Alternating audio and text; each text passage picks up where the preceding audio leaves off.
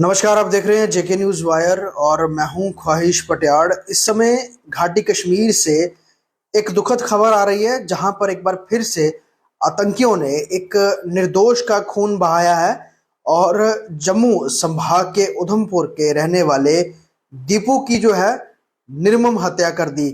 आपको मैं बताऊं कि उधमपुर के रहने वाले दीपू जो थे वो अनंतनाग में एक अम्यूजमेंट पार्क में काम करते थे, जो सर्कस मेला वहां पर लगा हुआ था। और ये मेला जो है ये जंगलात मंडी अनंतनाग वहां पर लगा हुआ था उसके पास।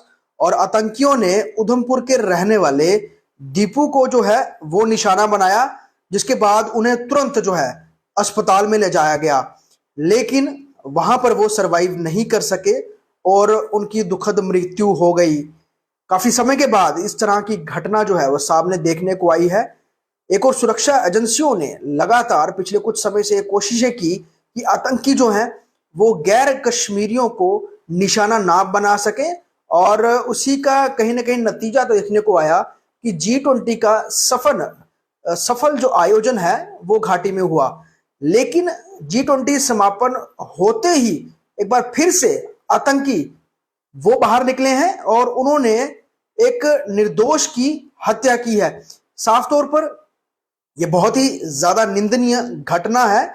और सुरक्षा बल, हालांकि किस तंजीम थे ये आतंकी और इनके पीछे जो है वो कौन सा संगठन था, कौन लोग जिम्मेवार थे, उन्हें उसको लेकर इन्वेस्टिगेशन तो कर ही रहे हैं। और यह भी यकीन है कि जो भी इस घटना के पीछे हैं, इस आतंकी जो जघन्य घटना हुई है इसके पीछे हैं, उनको तो हमारी सुरक्षा एजेंसियां ढूंढ के मार निकालेंगी। लेकिन जो ये घटना हुई है इसने एक बार फिर से ये प्रश्न खड़े कर दिए हैं कि क्या घाटी में जो नॉन लोकल्स हैं क्या वो सुरक्षित नहीं है।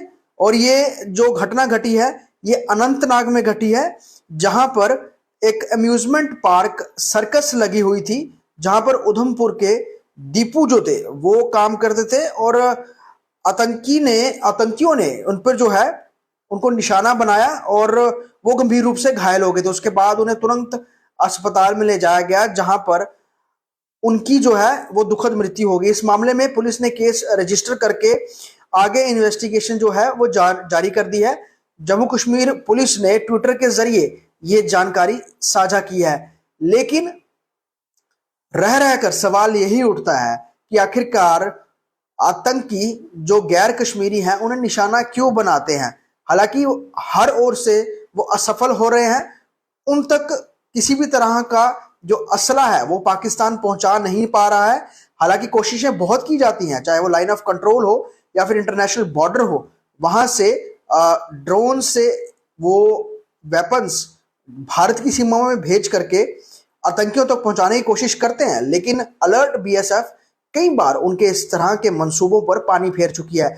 उसके अलावा इन्फिल्ट्रेशन भी जो है वो आतंकी नहीं कर पा रहे हैं, जिस कारण आगे जो फ्रेश रिक्रूटमेंट है वो नहीं हो रही है। तो साफ तौर पर जो घाटी में सक्रिय आतंकी बने हुए हैं या फिर उनके ओवरग्राउंड वर्कर्स, उनके सहायक उनकी मदद करते हैं, उसी के नतीजतन तौर पर इस तरह की घटनाओं को जो आतंकी हैं वो रुक रुक कर अंजाम देते हैं। हमने देखा कि कई सारे कश्मीरी पंडितों को निशाना बनाया गया, उसके अलावा बाहरी प्रदेश के लोगों को और खासतौर पे जम्मू डिवीजन के, जम्मू खिते के लोगों को भी निशाना बनाया गया। ये एक और उसी कड़ी में घटना जुड़ी है, जहां पर उधमपुर के रहने वाले दीपू को जो है आतंकियों ने निशाना बनाया। अपनी रोजी रोटी कमाने के लिए वो घाटी में गए हुए थे और सर्कस यानी कि वो चीज जिसको देखने के लिए लोग खुशी खुशी आते हैं और अपने घर में अपने बच्चों को लेकर जाते हैं अम्यूजमेंट पार्क्स में, ताकि वो अपना मन बहला सकें और कुछ वक्त जो है वो खुशी के बिता सकें। ऐसे लोग जो अम्यूजमेंट पार्क्स में जाते हैं, और अम्यूजमेंट पार्क वाले भी अपनी तरफ से पूरी कोशिशें करते हैं कि वो लोगों का मनोरंजन कर सके, वो किसी भी तरह से हो। लेकिन ऐसे लोगों को आतंकियों ने निशाना बनाया है। ये बहुत ही कायराना पूर्व ये घटना है और इसकी जितनी निंदा हो सके वो की जाए तो वो कम है। लेकिन ये घटना ने एक बार फिर से प्रश्न उठाए हैं। हालांकि केंद्र सरकार ये कहती रही है कि वो हर एक शख्स को घाटी में सुरक्षा देगी जो कि बाहरी हैं, लेकिन इस तरह से ये जो घटना घटी है इस पर एक बार फिर से ये सवाल उठता है कि क्या जो नॉन कश्मीरी हैं वो घाटी में सुरक्षित नहीं है। ये बहुत बड़ा सवाल है। इसको लेकर पुलिस जो है वो इन्वेस्टिगेशन भी कर रही है और यकीनन जल्द पुलिस के हाथ में कोई बड़ा इसको लेकर क्लू भी निकलेगा कि आखिरकार ये घटना हुई कैसे है, कौन सा आतंकी संगठन इसके पीछे है। और मामले की जांच जो है वो पूरी पुलिस कर रही है। उन्होंने केस भी दाखिल कर दिया। लेकिन ये एक परिवार के लिए बहुत ज्यादा सदमे की बात है कि उनका एक शख्स जो कमाने के लिए, अपने घर का खर्चा चलाने के लिए, अपनी परिवार की जिम्मेवारी उठाने के लिए घाटी में गया काम करने के लिए, जम्मू उधमपुर का यानी कि जम्मू संभाग के जिला उधमपुर का रहने वाला शख्स जिसको आतंकियों ने मारा और वो इतने गंभीर रूप से घायल हो गया था कि अस्पताल में उसने दम तोड़ दिया।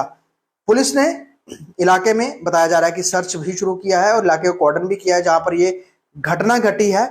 और अब ये कोशिशें की जा रही हैं कि सबसे पहले पता चल सके ये किस तंजीम से है और जो भी ये आतंकी हैं जहां भी छिपे हुए हैं इनको ढूंढ करके निकालना है। और जो निर्मम हत्या उन्होंने उधमपुर के दीपू की किया उसका बदला भी जल्द हमारी सुरक्षा एजेंसियां लेंगी। लेकिन यह दुखद खबर इस समय घाटी से आ रही है जहां पर उधमपुर के रहने वाले दीपू जो कि अनंतनाग में अम्यूजमेंट पार्क में काम करते थे, सर्कस में, उनको आतंकियों ने निशाना बनाया है।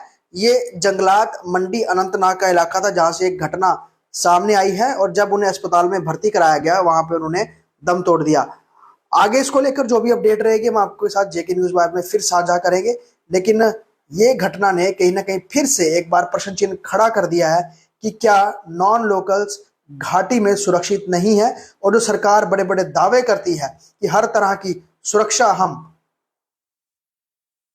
बाहरी लोगों को पहुंचा रहे हैं घाटी में, उसको लेकर यह सवाल यकीनन उठता हुआ फिलहाल नजर आ रहा है।